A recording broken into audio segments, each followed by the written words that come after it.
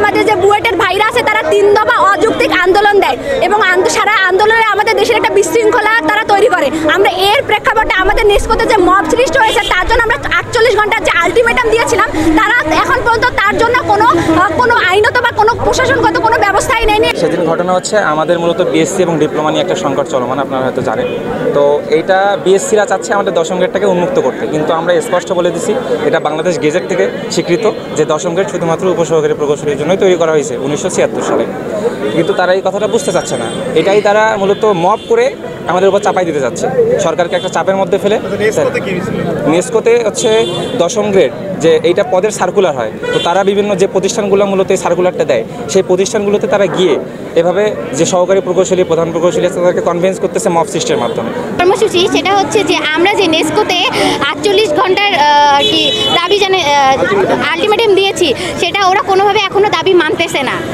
আর হচ্ছে আমাদের যে হচ্ছে দশম গ্রেডের যে ওরা চাচ্ছে আমরা নাকি কোনো কিছুর যোগ্য না, অথচ ওরা মাত্র 2 বছর করে তারপর এখানে এসে দশম গ্রেড আদায় করতে স্যার। আমরা 4 বছর কোর্স শেষ করে তারপর সব কিছু আমরা দশম গ্রেডের যোগ্য, ওরা আগে যোগ্য হোক তারপর দশম গ্রেড নিতে আসবে। এই অতি দ্রুত সময়ের মধ্যে, তার মানে 1 সপ্তাহের মধ্যে, তারা যদি 1 সপ্তাহের মধ্যে কোনো সিদ্ধান্ত না নেয়, এই অন্যায়ের সঠিক বিচার না করে, যারা এই মব সৃষ্টির সাথে জড়িত তাদের গ্রেপ্তার না করে, আগামী 1 সপ্তাহের মধ্যে যদি এটা না করে, তাহলে 1 সপ্তাহ পরে আমরা সারা বাংলাদেশব্যাপী কর্মসূচি দিব ইনশাআল্লাহ।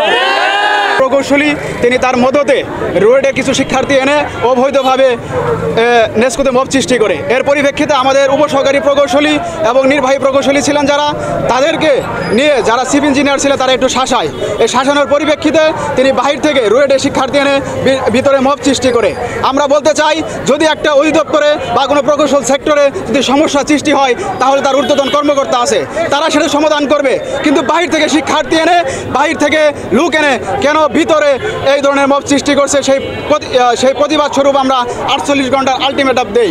এই আলটিমেটামের পরিপ্রেক্ষিতে যখন আমরা কোনো সদ উত্তর আমরা না পাই, সেই সদ উত্তর না পাওয়ার কারণে আজকে আমরা এই long march to NESCO Rangpur আমরা এই কর্মসূচি পালন করতেছি।